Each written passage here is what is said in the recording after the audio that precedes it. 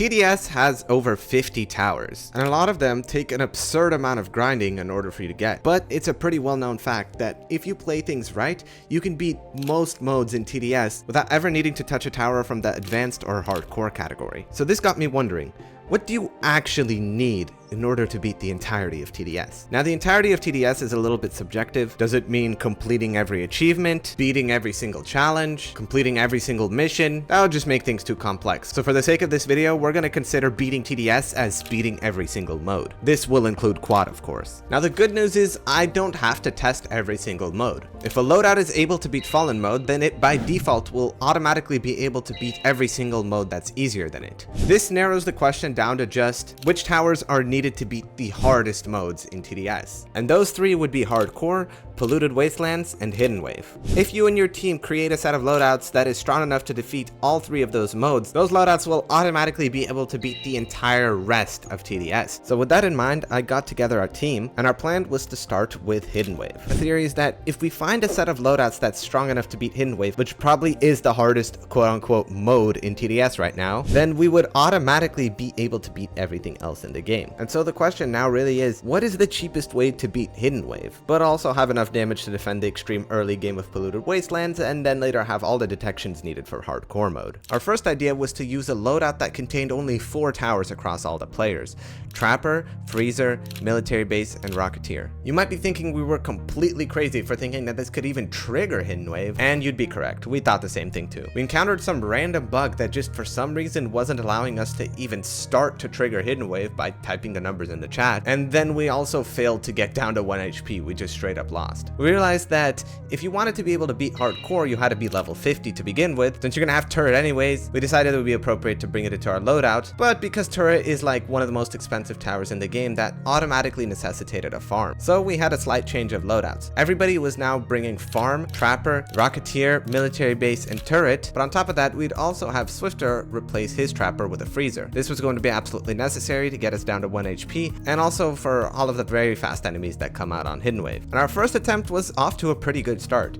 We managed to get down to 1 HP, and I used Trappers to defend the early game. We'd start getting Rocketeers as our first form of proper defense, and on wave 19 we came up with a genius plan. We were all going to place our military bases at the same time in order to make a train of the strongest set of tanks that TDS has ever seen. Or I guess that's not true, because back then tanks used to absolutely break the game. But anyways, we'd place all our cars down, realized that we didn't time it as well as we wanted it to, so we sold them the next wave and replaced them yet again. And now our line of cars was much more closely packed, so that when we started upgrading them to mounted gunners and tanks, the train of vehicles was now so strong that every time they came around, they would push back whatever enemies there were all the way back to the start. Now you might be wondering at this point, how are we going to defend flying enemies? None of our towers have flying detection. Well, if you look over to the left side of the screen, we have this airstrike ability. It's able to hit flying enemies, so even though this isn't the best way of going about things, every time there was a set of flying enemies, we would just bomb the heck out of them. Oh, and by the way, Rocketeer splash damage could also hit flying enemies if it was firing at some enemies below. Regardless, on our first wave 40 attempt, Swifter did this. He used the UAV on wave 40. You're not allowed to use consumables on wave 40 if you're trying to trigger Hidden Wave,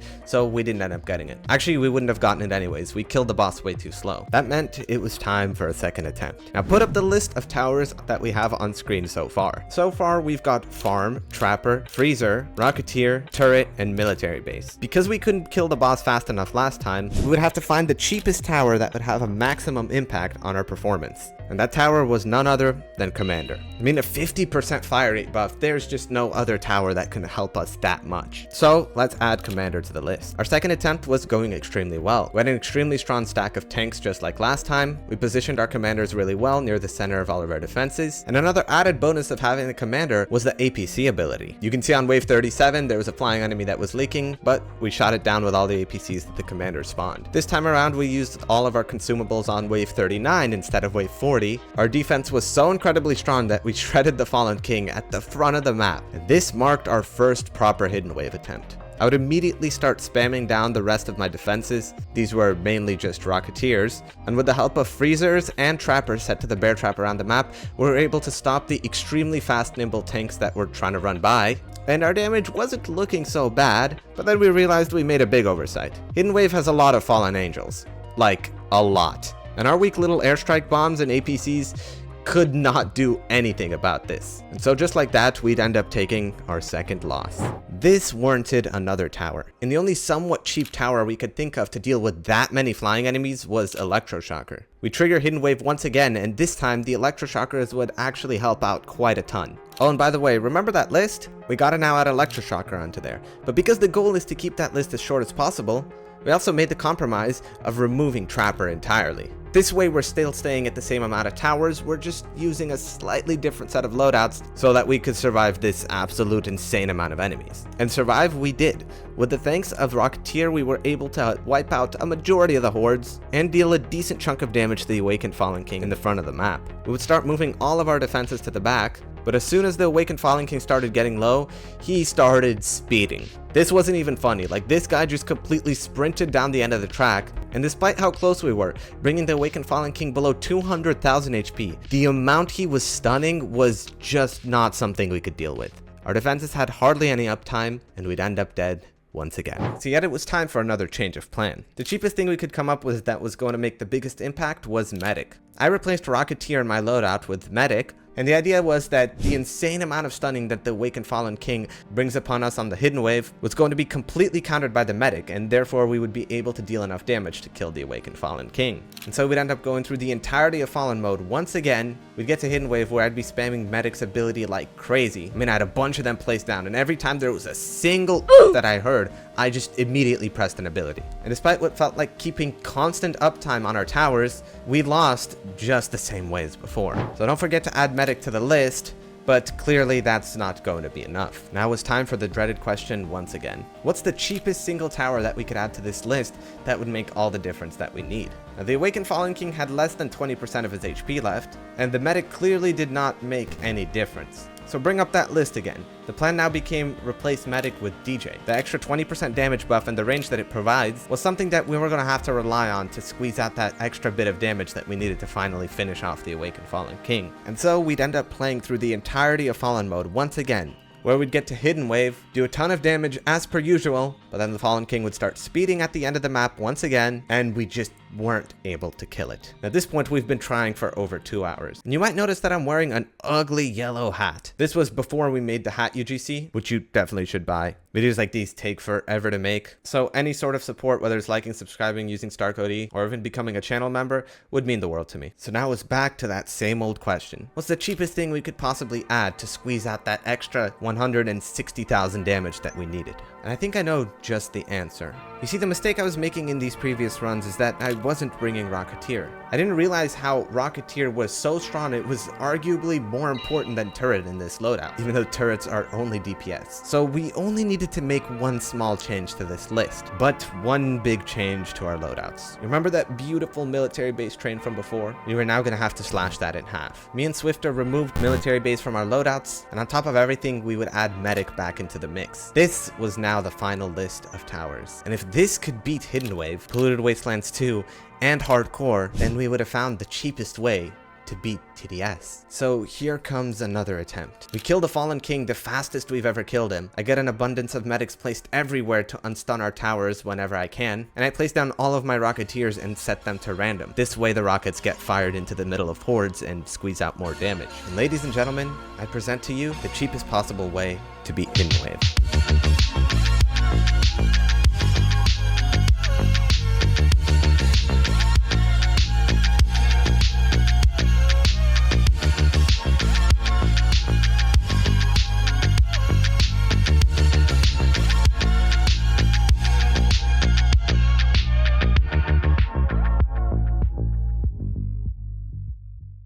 But this isn't the final answer to the question. All we really tested was how strong our loadouts are in the late game. We never tested the capabilities of these towers in Hardcore or Polluted Wastelands 2, which had much more brutal early games. And so we moved our way into Hardcore, which we still kept true to our list of towers from earlier. We just now had to separate our towers differently amongst 3 people instead of 4. The early game did not look good. The only tower that could reasonably defend all these enemies was my Medic, and you know it's cooked if you have to defend the early game with a Medic. I had to set the tower to strongest in order to damage damage the enemies as much as possible because it wasn't able to kill them. Now the biggest fear were the balloons that come on wave 12. The only defense we have against that is an electroshocker. And because I was the one defending, I had no farms and I had to save straight for the electroshocker. I'd get it placed down on wave 8, but as you notice, it does not have any flying detection. I was going to immediately have to start working on upgrades, but thankfully I'd made enough money by wave 11 to afford the upgrade. We'd also gotten a military base upgraded to level 2 at this point, which would ram into the invisibles, and with the help of the freezer, we were able to deal just enough damage to not die. The next set of hiddens, however, on wave 15 was going to be a problem, so I had no choice but to upgrade my medic. And as for leads, well, medic, electroshocker, and military base could all damage them, so these really weren't that big of an issue. Now we'd end up getting some pretty bad RNG on wave 17, and because of that, look at what happened on wave 18. Yeah, we got extremely lucky to survive that. Wave 19 sends out a mega slow, which is typically very hard, but because we had both freezer and electroshocker, this is what we did to him. Now the next big concern was going to be the hidden bosses on wave 23 and 25, but the level 3 freezer at the front would absolutely stop the shadow boss, and with the help of my level 2 rocketeer, the thing wasn't that much of an issue. And then we'd end up getting a tank, which would make things even easier than they already were. And I'm gonna skip over all the boring stuff, but to put it simply, we would steamroll the entire rest of hardcore mode. By the time we made it to wave 50, the whole front was just packed with explosions, and we'd had all our turrets placed down, which were now buffed by Commander and DJ. I also had a bunch of medics placed down to use whenever I needed them, and I'd genuinely get one of the fastest Void Reaver kills I've ever gotten, using Rocketeer and turret, by the way, an intermediate and a free level tower. And the final question was, could we beat Polluted Wastelands 2? What sets it apart from hardcore and hidden wave